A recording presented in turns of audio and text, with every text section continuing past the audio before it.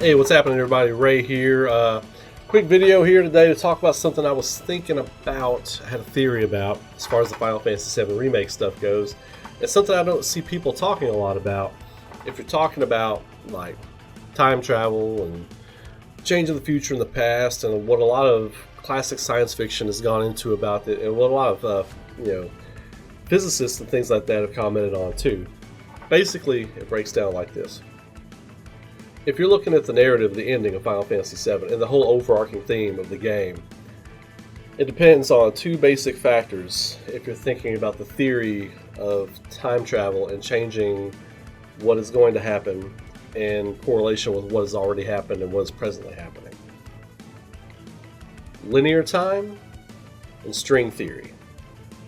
So basically, a lot of you watch this video are going to know exactly what that means, what I'm talking about. Basically, linear, if you're talking about linear time progression, basically if you change something, then that future, if you change something in the past, the present that you came from is drastically changed.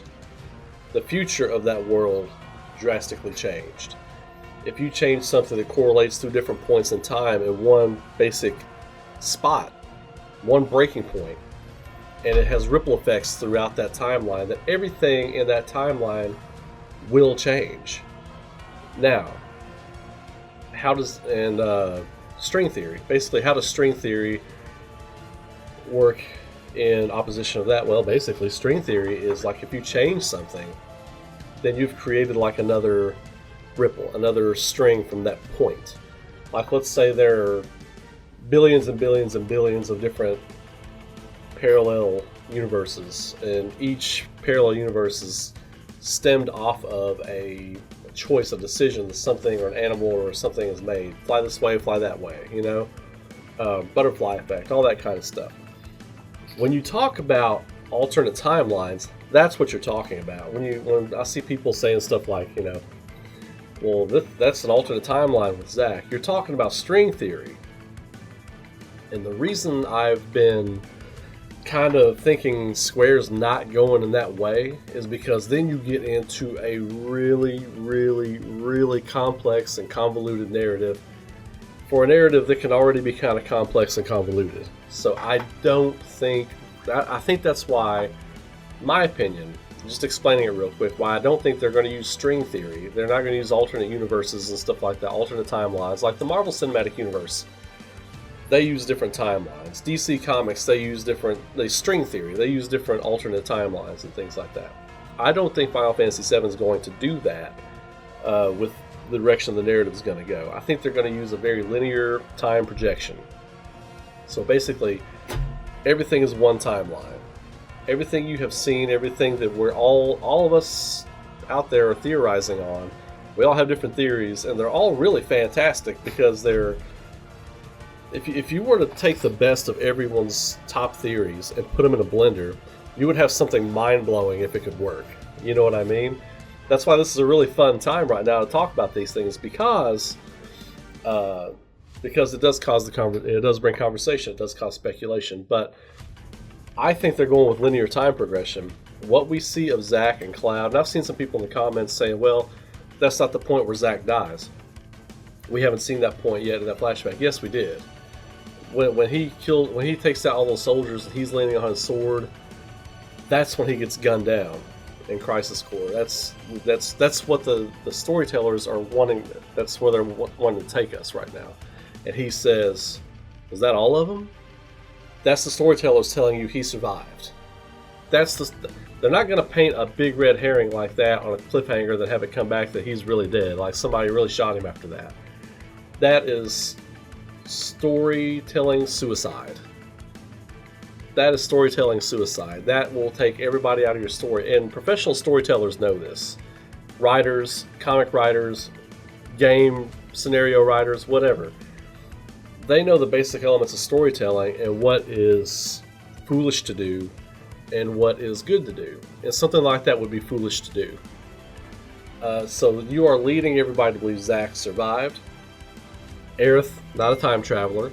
Now, there's a theory out there that Aerith, some other future version of Aerith, like in the live stream, might be sending her messages, signals, whatever.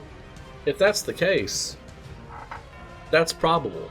That's probable, I think. I think because everything in the live stream, once it becomes part of the live stream, it is part of the live stream. White, black. I haven't read that book yet. I'm going to. I haven't read that short story yet. I'm going to. It's on order. When I get it, I'll do a review on it. But once you're in the live stream, you're part of the live stream, good or bad. So that is still, if future Aerith is giving current Aerith in the storyline tips and tricks from that, that's still Aerith conversing with the live stream. You know what I mean? Future Aerith, the one that dies in OG's Final Fantasy VII, OG Final Fantasy VII Prime, you know, I call that Final Fantasy VII Prime. That's the Prime timeline to me, because this is a sequel of that. This doesn't exist without that, basically. So if Aerith Prime is talking to Aerith Remake, well, Aerith Prime is just part of the live stream. So Aerith Remake is still just conversing with the live stream. It's the same thing. And it gets real kind of like, it gets real kind of crazy to talk about, and when you get into the quantum physics of how this could work and all that. But basically, just I believe that's where the storytellers' heads are at. You're going to use linear time progression. They're not going to get into string theory. I don't think they're going to get into multiple parallel universes because of time changes. I think they'll keep it all in one timeline, nice and tidy, because they talk about the bad ending where humanity doesn't survive. If that is your goal, to stop that from happening on Gaia, then what sense does it make for it to happen in several other ones instead? You have to nip that in the bud. You know, you have to stop that. And I think that's why they're going with linear story progression, because this will ensure the happier ending or whatever, I guess. So anyway, I'll keep this video at that. Post your comments, let me know what you all thought. Throw a like on that like button if you would. I appreciate it. Share the video around. Thank you to everybody who is talking about the channel, spreading the word. Hit me up on Patreon, subscribing on Twitch. It all helps. It's all beneficial, and I can't thank you all enough. I can't do it without you all. I know you all don't hear that enough. I'm going to say it every video. I can't do this stuff without you all. I appreciate you so much. I feel the love. Even when you're arguing with me in the comments, I appreciate you coming by. I appreciate your feedback. I'm the type of guy who likes to hear all the different points of view, especially if you don't agree with me. You know what I mean? That's why I love open conversation.